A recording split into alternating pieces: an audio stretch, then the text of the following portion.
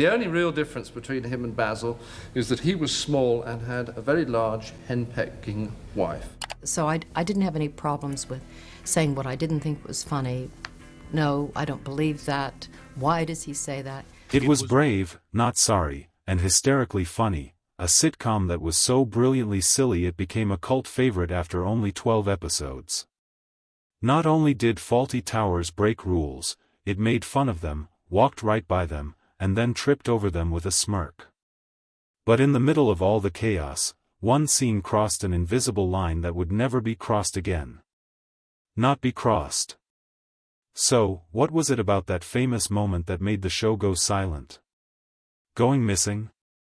Wait until we talk about the scene that brought Fawlty Towers tumbling down. The real hotel horror story that made history. It was just another place to stay. A simple hotel in a quiet seaside town is a good place to crash. It was 1970, and the cast of Monty Python had come to Torquay to film Flying Circus. What they found instead wasn't just a place to stay. It was a strange and almost ridiculous lesson in how not to manage a hotel. For John Cleese, it was the place where one of British Basil Fawlty is one of the most famous disasters on TV. So let's say you walk into a hotel after a long trip, and I'm excited to rest. Instead, a man who seems so suspicious and angry greets you. You start to worry that someone is filming you without your knowledge. That person was Donald Sinclair, the real-life manager of the Gleneagles Hotel, who made customer service and fear seem like they went together. They go together. He wasn't just rude, he was acting all over the place. He took care of guests like they were intruders and watched their every move as if they were all planning something bad to do to him. One moment that shocked and amazed the Pythons. Idol had left his for a short time. Briefcase in the front hall. A normal hotel manager would have politely asked who it was, but this one didn't. Sinclair thought the worst would happen. Straight away, he grabbed the case. They thought it was a bomb and threw it over a garden wall. There wasn't really a warm welcome, and not at all the kind of security policy you'd expect from someone who works in hospitality. That wasn't the only time that happened, though. Gilliam used his knife and fork the wrong way, and Sinclair rushed over to correct him, as if he were a bad person. Using utensils improperly was a crime. When guests complained, they were often met with open disdain. Sinclair did not solve problems. Instead, he made them worse by creating an atmosphere that was real and funny at the same time. That made John Cleese both confused and amused. This was a man who was so obviously unfit for the job and so funny by accident that I couldn't help but look at him with the interest of a comedian. There was a strangely brilliant thing in Sinclair's horrifying class on hospitality. There were real notes that Cleese took. After years, all of that crazy energy would go into writing with co-writer and then wife Connie Booth. A TV character who would become famous. Basil Fawlty, the hilariously broken-down hotel the manager at the center of Fawlty Towers, was born not in a story, but in this strange reality. Of course, Cleese blew up the quirks. Basil's temper tantrums, his never-ending passive-aggressive jabs, and his sad inability to deal with stress was played up for laughs. But Basil's core, his Sinclair taught people to be suspicious, awkward around other people, and good at offending everyone. There were only 12 episodes of the show from 1975 to 1979. But it made an impact that not many sitcoms do. Every mess, every misunderstanding, and every meltdown behind the front desk, there was a memorial to that strange event in Torquay.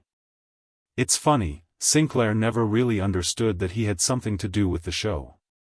He died in 1981. He didn't seem to know that his bad management style had been made famous in British comedy.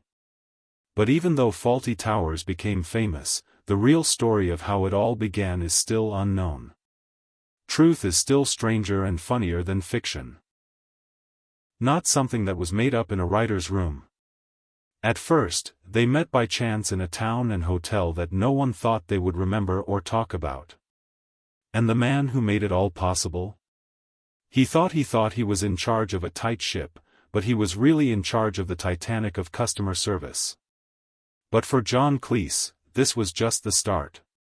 Before Basil, before Fawlty Towers, and before there was despite all the praise, how did his journey begin? Keep reading to find out the whole story. From chaos to Cambridge, how John Cleese got his start long before Monty Python and Basil, Fawlty's hotel disasters. John Cleese was getting around Weston-super-Mare, a quiet seaside town. A man named Reginald Cleese raised him as his only child. Dislike for the family's first last name, Cheese. I thought it was way too silly for an army man. In 1923, Reginald officially traded Cheese for Cleese, a choice that would later be matched by the strange charm of his son's comedic legacy. At school, Cleese was taller than his literally classmates. He was more than 6 feet tall by the time he was 13. People were interested in him before they were interested in his wit. But behind the strange height, besides the school uniforms, something else was going on. Early on, he went to St. Peter's to school. A family inheritance paid for preparatory school, which planted 2 important seeds, a love of language and a good sense of how people act. He wasn't just a smart kid doing well in cricket and boxing, but he was also studying the absurdities of life without even realizing it. But the classroom wasn't enough to keep him from being curious. A joke about a statue from his time at Clifton College gave hints of the dry humor Cleese would learn to master. Visual and intellectual in a strange way. He painted steps that led away from a statue of Field Marshal Haig, as if it had gone to the bathroom by itself. Junior mischief, maybe, but even back then, it was a story told through farce. Still, not every part was funny. When Cleese found out when he was 17 that he had been passed over for a house prefect job despite doing well in school, sure enough, it made a mark. In his own words, it changed how he thought about respect and fairness. Something that would show up in the satirical way he later looked at institutions and people in power. With competition for college spots high because of the Cleese had to put off his dream of going to Cambridge until after his national service ended. Instead, he went back to his old prep school, but this time as a teacher of Latin, science, English, and history. In a strange twist, the Latin lessons he used to teach would end up in Life of Brian. Cleese's character is known for fixing the grammar of anti-Roman graffiti. Every strange turn in his path became an important part of his creative toolbox in some way. He finally claimed his spot at Downing. I went to Cambridge College to study law. But fate had other ideas. At a fair for students, the Footlights Theatre Group asked him if he could dance or sing. No, Cleese replied straight out. He also said that his singing was worse than his dancing. What now? Do you? They asked. I make people laugh, he said, and that was his first step inside. At Footlights, Cleese met Tim Brooke Taylor, Bill Oddie, and other people who would work with him in the future. Graham Chapman was the one who would make everything different. The two of them started making It was a weird, intellectual, and chaotic comedy that changed the way British TV was made. Even after Cleese graduated from law school in 1963, his father kept sending him money. There were newspaper ads for jobs as a store manager, just in case this comedy thing didn't work out. Still, however, one question remains: how did this smart, trick-playing schoolboy become a big name in comedy before Fawlty Towers even aired? Keep reading to find out the whole story. Fawlty Towers. A Brilliant Mess of Genius and Marriage is a book that tells the story of how a hotel run by a man who was about to go crazy became one of the most adored sitcoms in British history, and it wasn't just because John Cleese had a genius. Instead, it started with a marriage that wasn't meant to last but did spark a spark. Making magic. Cleese and his wife at the time, Connie Booth, did something real. It was so hilariously bad that it stuck with them for years and made it something they would never forget. All of this began during a famous stay at the Gleneagles Hotel in Torquay, where Cleese met. It was so rude and stupid of the hotel manager that it almost seemed like satire. Most people would only write bad reviews, but Cleese and Booth saw something else: comedy gold. The thought of a hotel owner with a short fuse who was in a mess wouldn't go away, and soon, the seeds for there were planted. Fawlty Towers. But the two didn't just make a show about a grumpy innkeeper. Sharpened every moment with wit, confusion, and characters that were so crazy they felt real. When the show aired for the first time on BBC in 1975, critics didn't really like it. Someone called it a disaster, confused by its fast-paced humor and crazy plots.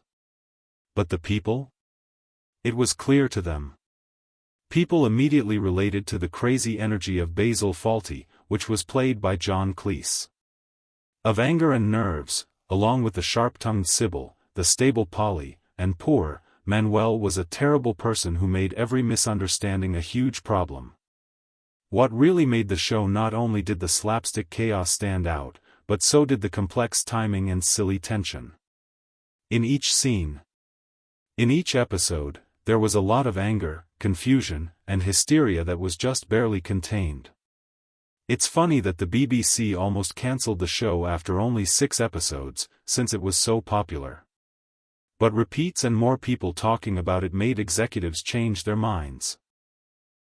By 1979, another and last set of episodes aired 4 years after the first season. Only 12, no more than 12 episodes were ever made, but those 12 cemented the show's place in TV history. The story wasn't as happy behind the scenes. When they started making the second season, Cleese and Booth were no longer together. Still, they kept going as creative partners, set on their goals to finish what they began. The last time they worked together but their last act was not at all bitter. They went out in style when they closed the curtain on Fawlty Towers. Chemistry that wasn't broken, even though their marriage wasn't. Even after all these years, the show's humor still feels new. New generations still quote, study, and watch it, and they can't help but laugh at it. Basil's rising anger or Manuel's innocent confusion. The chaos at Fawlty Towers showed that, especially the ones that happen when two people try to make a bad situation funny. The test of time. And somehow, through that mix of bad hotel service, tense nerves, the sitcom that Cleese and Booth made was pure farce and never really caught on. The lasting glory of Fawlty Towers. Even though the show only had 12 episodes, Fawlty Towers left a legacy that is much bigger than its short runtime, and this is where its magic won't go away. In 1975, when Fawlty Towers first aired, TV critics were more confused than happy with the response. Some didn't like the show. They saw it as chaotic and confusing, not understanding that the chaos was exactly the point. But audiences were glued to the show while critics hesitated. They not only understood, but also couldn't get enough of it. There was something almost painfully familiar about seeing Basil Fawlty mess up. Every day, he was sure he was in charge, but it was clear that the universe had other ideas. John Cleese's not only was the way Basil was portrayed funny, it was also a masterclass in barely contained anger. Getting too ambitious. Basil wasn't mean or evil on purpose, he was just stuck in a fantasy of he could never quite live up to her level of refinement. That tension inside him, his desperate need to impress, he turned down upper-class guests because he couldn't hide how snobbish he was. Turn each episode into a time bomb.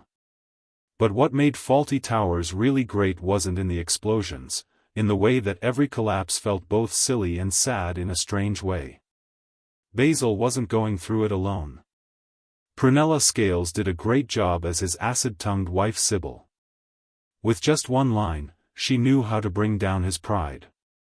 Polly, the smart maid played by Connie Booth, seemed to be the only adult in the building most of the time. And then there was Manuel, poor Manuel, a waiter played by Andrew Sachs, who was always confused and eager to please. Things more out of control, and every joke more shocking. That was the point, nothing was neat. The disasters at the hotel weren't one-offs, they were extensions of the mess inside Basil. Even though the show was funny, it also talked about class, insecurity and stupidity in people. Basil really desired to run a respectable business, he worked hard to be taken seriously and move up, but the more he tried, the worse things got. Even so, that mess was carefully made. Even though each episode was full of chaos, it was well written and timed perfectly. The jokes didn't just hit, they went around and around. The pace never stopped, and the energy wouldn't let up. It was the kind of comedy that caught people's attention and paid them well for it. Even though it was great, Fawlty Towers was still a risk.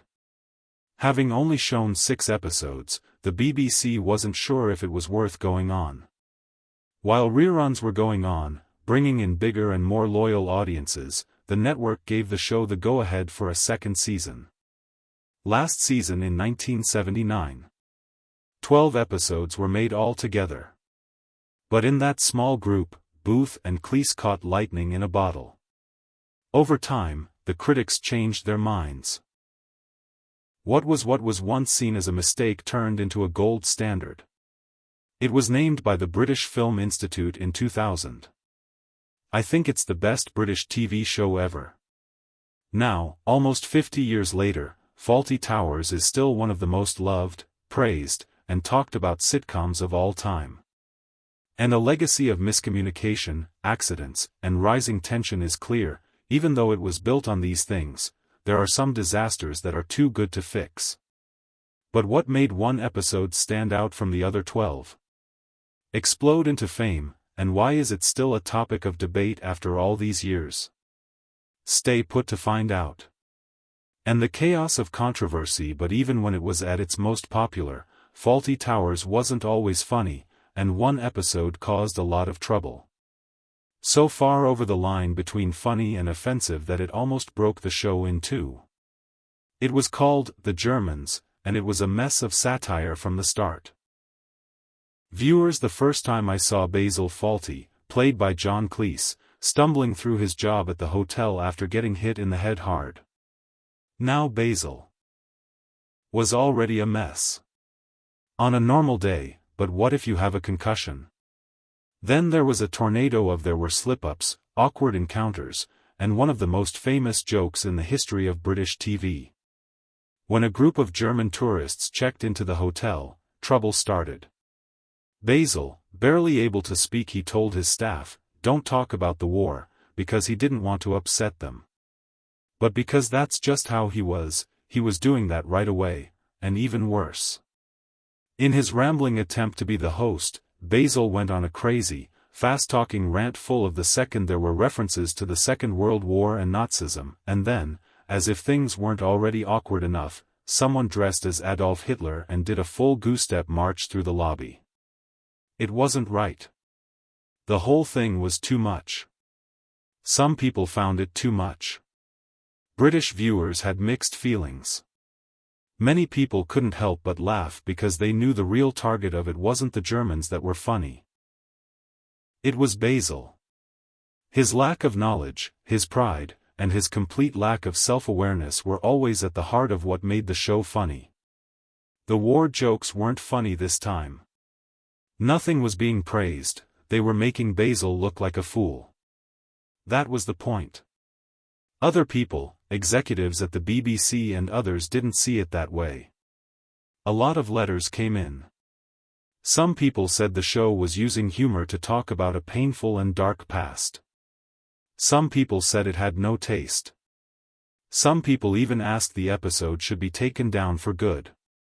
The BBC didn't completely ban it either. The backlash was so bad that network officials thought about putting the episode on hold for OK. They decided to keep it in the end, but only after a long and heated argument within the group. In Germany, things were a little more complicated on the other side of the channel. A few German viewers got the satire and liked how the episode made fun of the way people in Britain act, instead of at them. They laughed at Basil's stupidity and saw how silly it was for what it was. Some people didn't think it was funny at all. For people who had family members who had lived through or, worse, died in the war, the funny portrayal of Hitler and the awkward as painful as they were, war jokes hurt my feelings. Decades later, the arguments about the Germans are still being called out loud. With streaming and access all over the world, comedies from the past are being looked at again in a new way.